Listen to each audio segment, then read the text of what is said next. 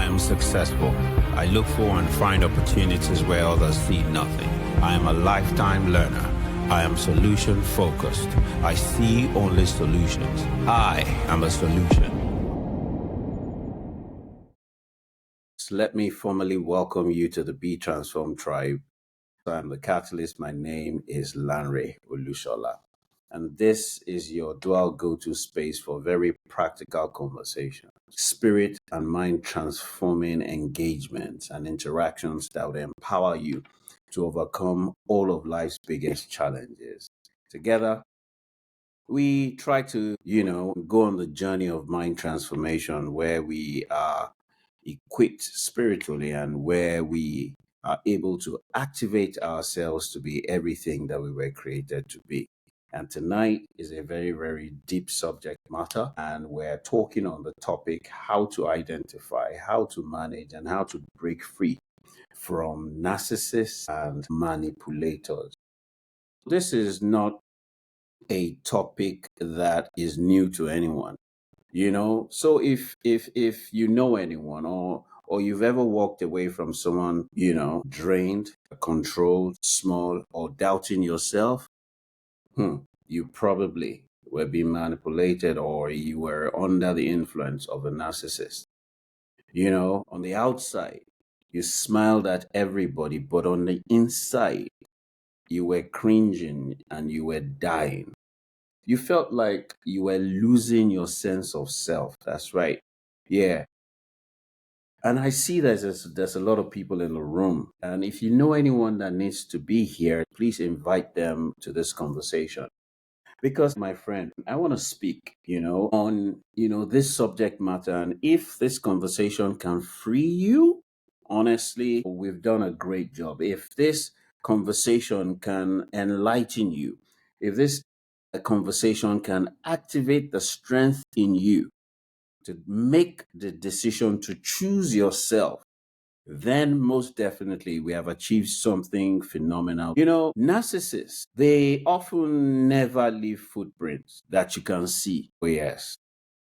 But we're going to open your eyes so that you can really see what's going on. We're going to give you clarity. We're going to give you the tools. We're going to help you with the boldness and the courage.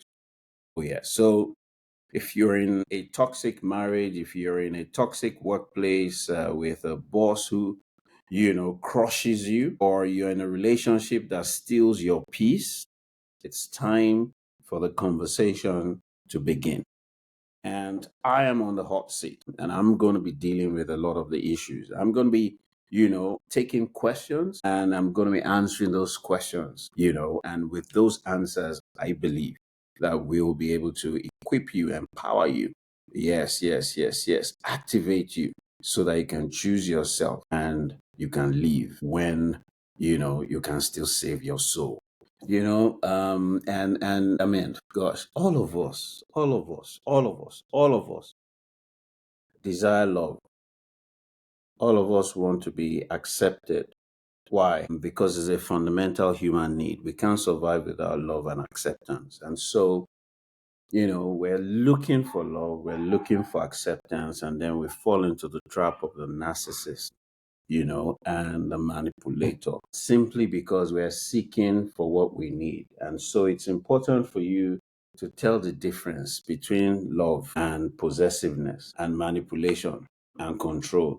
It's important for you to know what a narcissist is and what a manipulator is. It's important for us to understand, the root cause of narcissism and manipulation, and then the traits, and the easiest way to spot them. Now, because you are looking for love and empathy, right? You may be blinded, but I've got to borrow you my glasses, and you are going to begin to see the light, and you're going to begin to know the truth. And it is truly the truth that can set free. For you shall know the truth, and the truth will set you free. So let me start with love versus possessiveness and control. It's important for us to understand that love is not a feeling that you feel that you have never felt before. Love gives freedom. Love nurtures growth. Love celebrates individuality. Love engenders patience, kindness, long suffering. Love is patient, it is humble, it is everything that First Corinthians 13 says, so you can measure love. So the reason why many people are blinded about this whole concept of looking for love is because they define love by the feeling that they are feeling. Honestly, love is a verb. Love is an action word. Love is a construct of action. If the actions and the fruits do not match, then it is not. If the fruits that are coming from a tree, you go up a tree, you pluck the fruits, and the fruits in that tree is not a mango fruit. That's not a mango tree. If you go up a tree, you pluck the fruits, and it's not an orange fruit. It's not an orange tree. So if the fruits of love are not there, then it's not love. The problem with many of us is we do not know what love is because media has painted a completely different color of what love truly is. Yes, but First Corinthians 13 breaks it down for us. It tells us what love truly is, right? Love is not possessiveness because possessiveness is control. Possessiveness is imprisonment. Possessiveness is caging you. Possessiveness is limiting you. Possessiveness is suffocating the authentic identity and uniqueness that you carry. So let me give you an example. Love says, I want you to discover your true essence, and I want you to become all that God has created you to be. I want you to shine.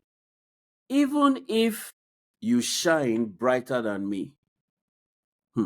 Possessiveness and control says, dim your light a little bit because the whole world, will be blinded by your light. But more so, your light will shine brighter than my light. And my light needs to be brighter than yours. Then the behaviors of the person that carries that mindset follows that mindset. So, a narcissist or narcissism is a pattern that follows self-centeredness and bears the fruits that come out of self-centeredness. Bears, the pattern of entitlement and all the fruits of entitlement. Bears the pattern of lack of empathy and the fruits of lack of empathy. So narcissists, they crave admiration, but they rarely give love because they do not have the capacity to give love. Manipulators, on the other hand, they are very covert. These ones are sneaky. These ones are snakes. They are covert, and their strategy is to influence you through deceit and control for their own selfish gain. So oftentimes, narcissists are manipulators, and manipulators are narcissists. Now. What is the root cause? Because you see, it's important for us to balance this conversation that we're having, right? Narcissists and manipulators are victims. So where did they get it from? Childhood neglect, childhood over pampering, trauma from their past, shame from their past, insecurity that is hidden behind superiority complex, arrogance, and a defense mechanism to mask all of these deep wounds. Let me give you a typical example. A man ignored as a child becomes an adult who demands constant attention and control. Look out for that. Now, manipulators. These guys suffered and constantly live in fear. These guys suffered rejection and constantly live in the fear of rejection. These guys suffered abandonment and constantly live in the fear of abandonment. So their highest desire in the world is power, power, security, and control. They learned this survival strategy, but it has become a dysfunction. Why? Because they grew up in very dysfunctional families. So, how do you tell a narcissist when you meet a narcissist? Don't be blinded by love first. Love has fruits. It's a tree. It has fruits. So go and look for the fruits of love. And if you want to know, because it is the truth that you know that will set you free, go to 1 Corinthians 13 in the Bible to understand the fruits of love so that you know how to measure when you see. So what are the key traits of narcissists? They lack empathy. They sense entitlement, self-centeredness, constant need of admiration, gaslighting. They always make you doubt reality. They always make you second guess yourself. They always put you down. Arrogance that is mixed with charm. Did you hear that? Arrogance that is mixed with charm. So you will call it confidence, but it is arrogance that is mixed with charm. Grandiose sense of self-image, self-pride. Manipulators. They guilt trip you. They give you silent treatment. They play the victim. They twist facts. They are liars. They use flattery as a weapon. Flattery is their biggest weapon. Ladies and gentlemen, you can suffer from the hands of a female narcissist and manipulator. Men, women, you can suffer from the hand of a male narcissist or manipulator. Women, you can suffer from the hands of a female narcissist and manipulator. Men, you can suffer from the hands of a male narcissist and manipulator. Easy things to look out for. You are often feeling drained around them. After you interact with them, you feel drained. Your energy drops. You are constantly second guessing yourself. They make everything about themselves. Everything goes back to them. They shift blame, but they never accept fault. They never say sorry. And they create negative effects on their victims. And what are these negative effects? Narcissists, they invariably make you suffer from low self-esteem. You suffer from anxiety. You suffer from depression. You suffer from loss of your identity. You are constantly doubting yourself. You are constantly confused. You have emotional dependency on them. That's right. You are always feeling trapped and powerless. So, an example of a toxic boss that praises you 1 minute and then he humiliates you the next minute, or a husband that says thank you this moment and the next minute he pulls you down. And then you start living and looking for their approval. You go out of your way to do everything to please them. But don't be fooled, because these people have very attractive qualities that entice you. Oh, yes. They have very nice, enticing qualities. Number one, narcissists are very charismatic. They are very charismatic and they are very charming at first. They appear very confident and powerful. That's right. They can be very generous at the start. Manipulators, they come across as if they are caring and they come across as if they are attentive. They come across as if they are good listeners until they use your words against you. They don't have empathy. So it is important for you to be able to identify these guys. It's important for you to be able to identify the key traits quickly, even though you also need to know the root causes so that you are not creating a narcissist as a son or a narcissist as a daughter. Because these narcissists and manipulators, they came out of a family. And I've shared with you the circumstances, the key circumstances that nurture them into that their nature of narcissism. and manipulation. This world, there are no gaps in this world. There's no vacuum in the world that we live in. So if there are narcissists and manipulators, right, and they are in relationships in the workplace, in the home front, and in friendships or general relationships, then certainly some people are the ones that are fanning, or the ones that are encouraging them. We call them codependents. So because we say that a narcissist comes from a dysfunctional family, these strategies that he has deployed, he learned it over time. Let's look at the narcissist, yeah, and the codependent of a narcissist. So the codependent of a narcissist is also someone that has childhood neglect, someone that has an attachment issue. So that person was neglected. A codependent, the one that will stay with a narcissist because they never experienced love. They never experienced love. They were neglected. They were abused when they were young. They were abused when they were young. They were compared to others. They suffered the same thing when they were young. They suffered some elements. Their fathers were probably narcissists. Their mothers were probably narcissists. Or the environment that they grew up in and the people that really, really catered to them were also narcissists. And they are used, they are used to it. And so they attract it. They want to continue this energy cycle. They've suffered many traumas, and there's one thing that we call trauma bonding. They've suffered shame, and that's all they know. They are nurtured that way. That's all they know.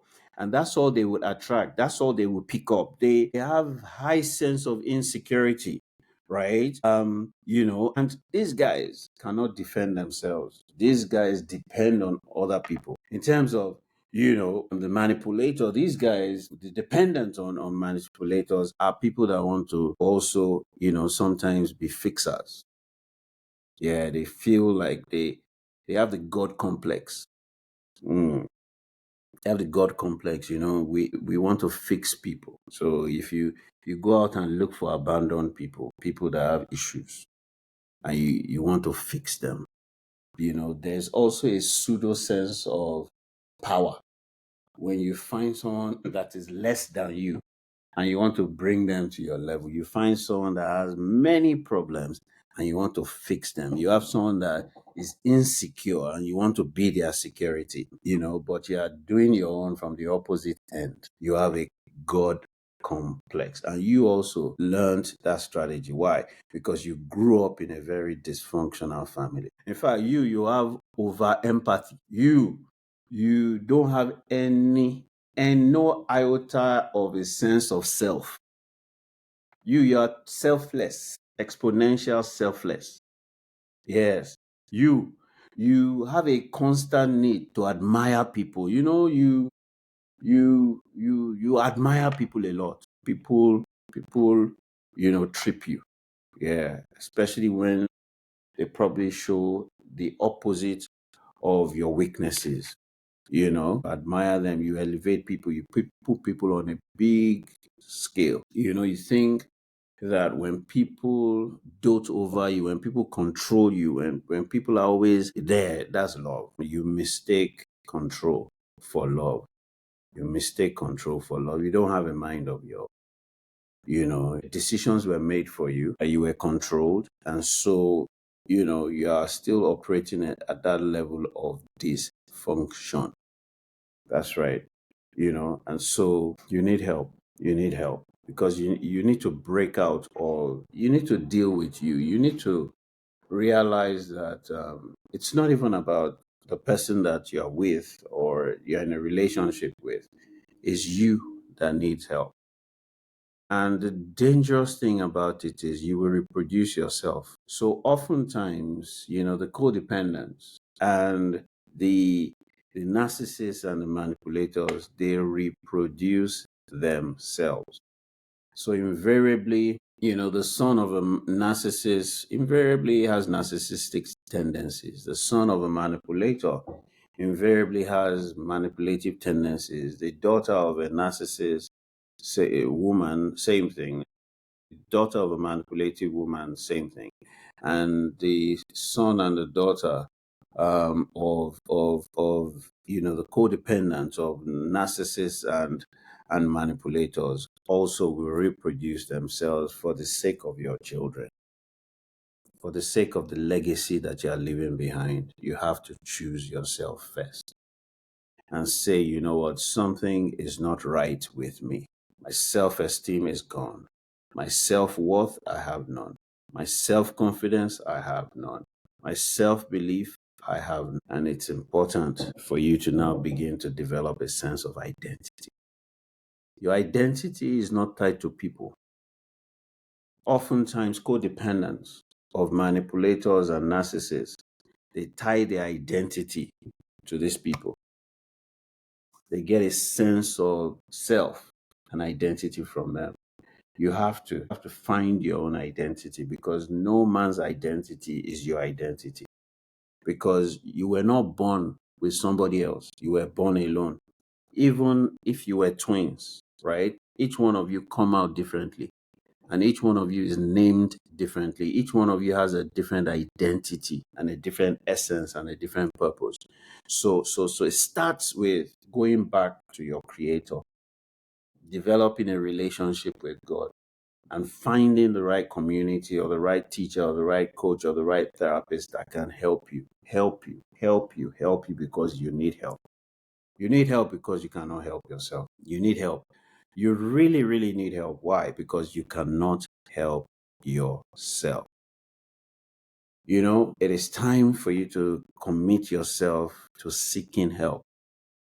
Now, even the narcissist or the manipulator needs help, but the decision to seek help must come from you, because without that, nobody can help you. The desire to be helped must come from you. The decision to be helped must come from you. The commitment to be helped must come from you. But we are available to help. There is no solution except you get therapy and coaching. None whatsoever. And there are too many interventions in neuro-linguistic programming. There are too many interventions in emotional freedom techniques. There are too many interventions in therapy that, will help you break those patterns. Oh, yes. There are too many interventions. Oh, yes. Oh, yes. That will help you. Number one, collapsing anchors in NLP will help you. Collapsing anchors will help you. Number two, meta modeling will help you. When we're able to break distorted statements and belief systems that you have, when we're able to help you recreate the states of confidence and calmness, when we're able to help you reframe so that you see the manipulator as weak, you see the narcissist as weak, not as powerful. EFT tapping, energy psychology will help release you from the guilt of living, will help release you from the fear and the anxiety. Coaching will help you build confidence in yourself. NLP scripts will help you develop the ability to say no, and will help you create the I am statements that will free you, empower you, and activate that ability to be set free. So it's important for the victim, the codependent. It's also important for the narcissist and the manipulator to get help. And we are available to work with you, to help you. There are many steps that must be taken. The very first step is awareness. What are the steps that you take to properly manage your situation and then begin to lean towards breaking free from, the prison that you found yourself in as a victim? So the very first thing is, you've got to learn to manage the situation when you can't leave the situation immediately. So management of the situation with a narcissist and management of the situation with a manipulator is first key. When you come to the realization and the awareness Then the very first thing is for you to detach emotionally. Detach emotionally.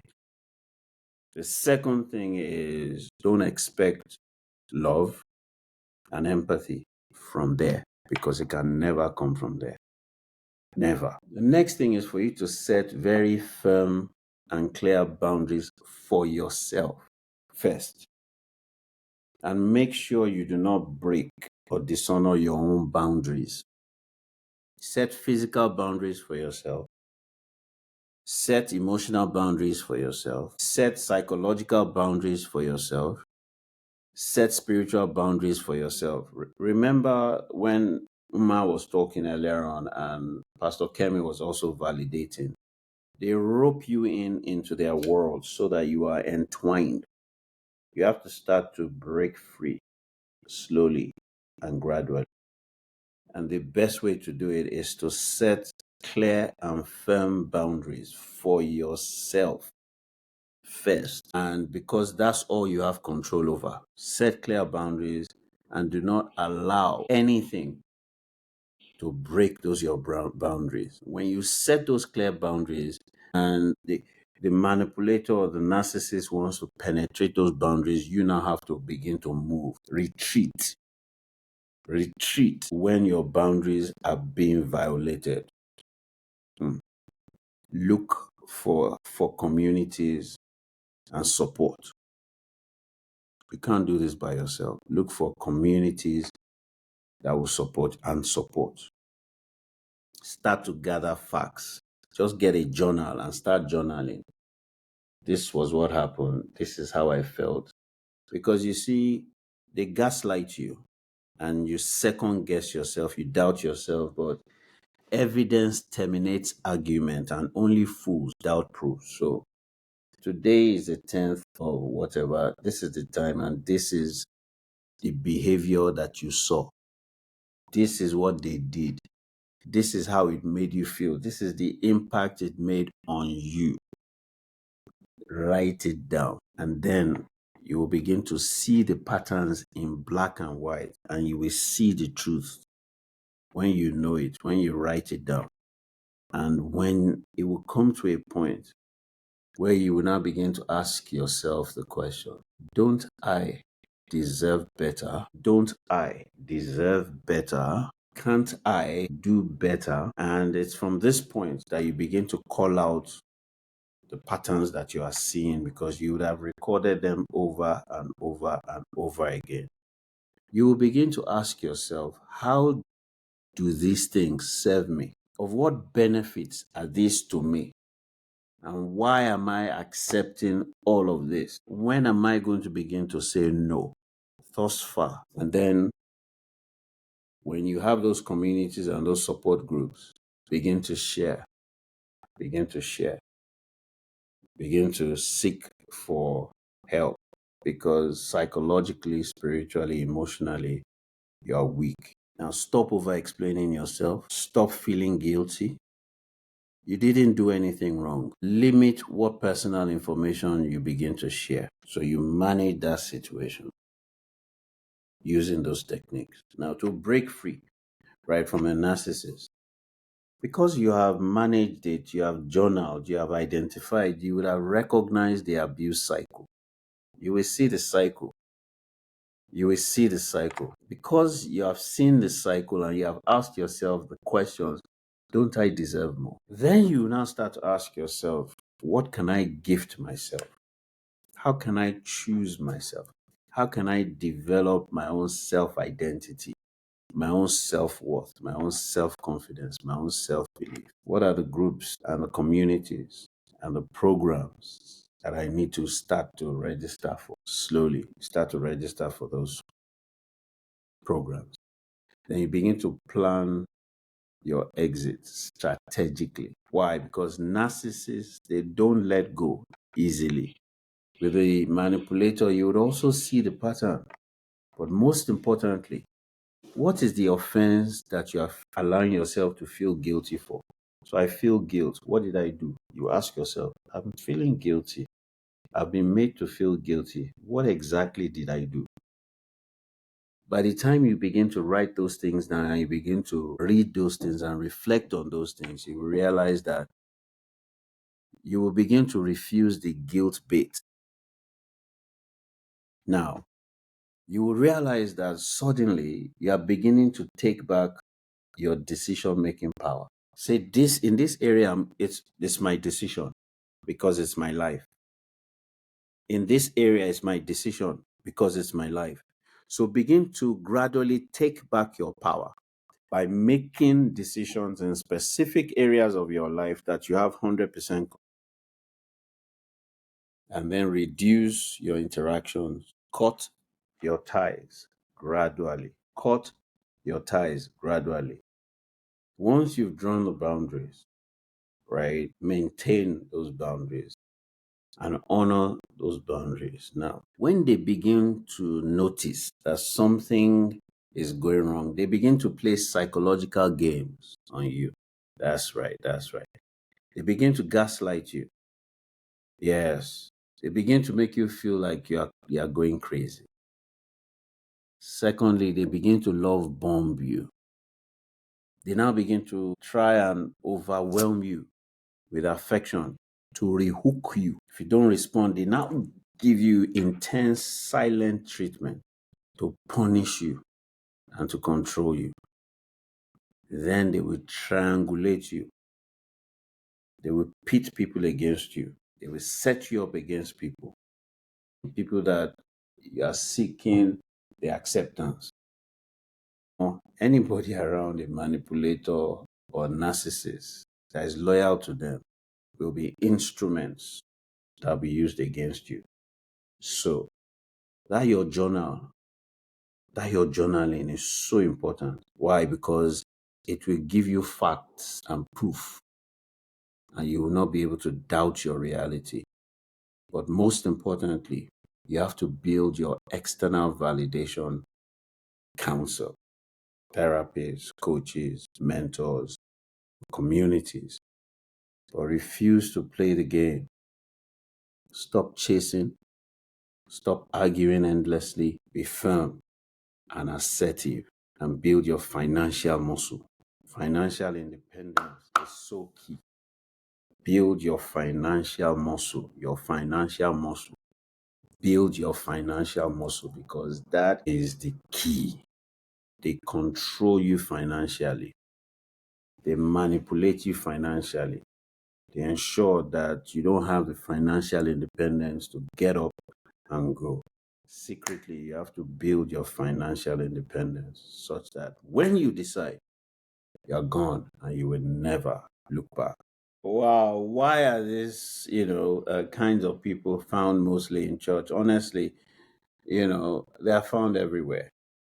They are found everywhere because church is also an environment, where many people, aggregate, and you have a hierarchy system. They stand out like sore thumbs in environments that have culture of hierarchy systems. Yes, yes.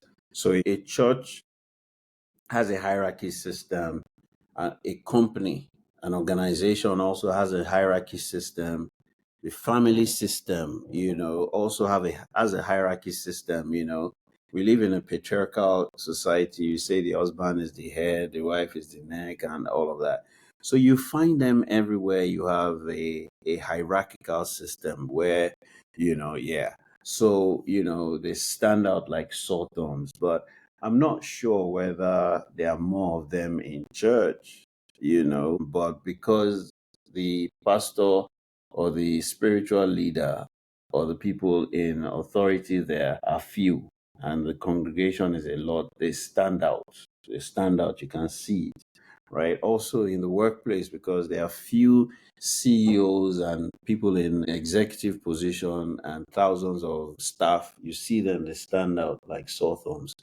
So in institutions and organizations, that have hierarchical cultures, you see them stand out. So it's not just in church.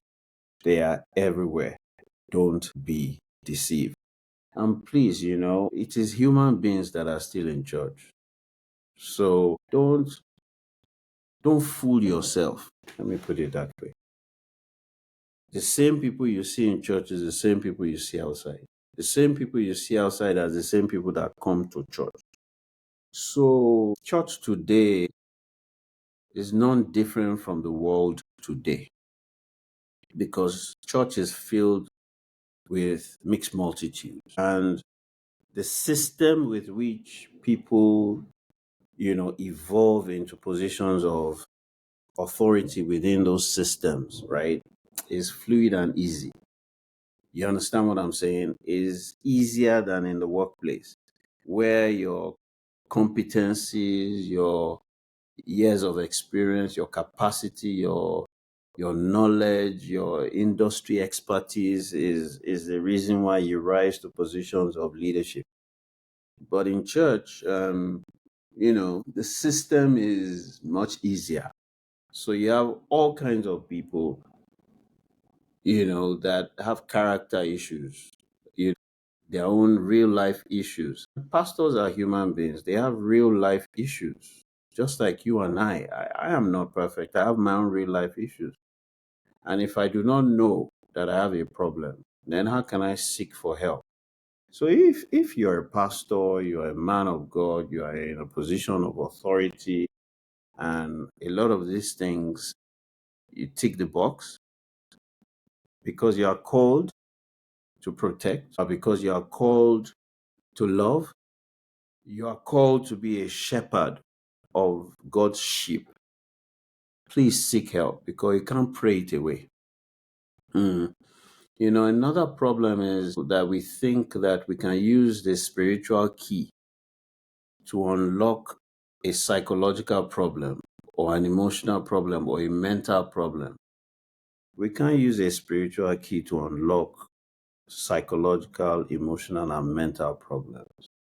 You need a psychological key to unlock a psychological problem and solve it. You need an emotional key to unlock an emotional problem and solve it. You need a key that takes you into your childhood to unlock the trauma from your childhood and free you and release you from it, and therefore help you heal and find wholeness. And so for everyone that can hear the sound of my voice out there, if I have spoken to you, if I have spoken about you, right, it is time for you to hear. And it is time for you to heed. Being with a narcissist or manipulator feels like drowning slowly in invisible waters. They make you doubt yourself. They make you feel small. They twist love and convert love into a prison. You are held in shackles and chains. But hear me clearly in the name of Christ Jesus. This is the truth. And as you have heard this truth sets you free. Yes, it is time for you to catch your breath. So I decree, come up to the surface and catch your breath and start to breathe again. Yes. The truth will break you free. The truth will begin your journey of rebuilding. The truth will help you rediscover your light and your pathway in the direction of God's purpose for your destiny. Remember that God loves you, and He sent His Son, His only begotten Son, to die to free you. So the love of God sets you free. That's right. Sets you free from every control that cages you. God has not given you the spirit of fear, but of power, of love, and a sound mind. You are not crazy. Oh yes. You are not crazy. They are just gaslighting you. Oh yes. You have a voice. I release your voice. I am successful. I look for and find opportunities where others see nothing. I am a lifetime learner. I am solution focused. I see only solutions. I am a solution.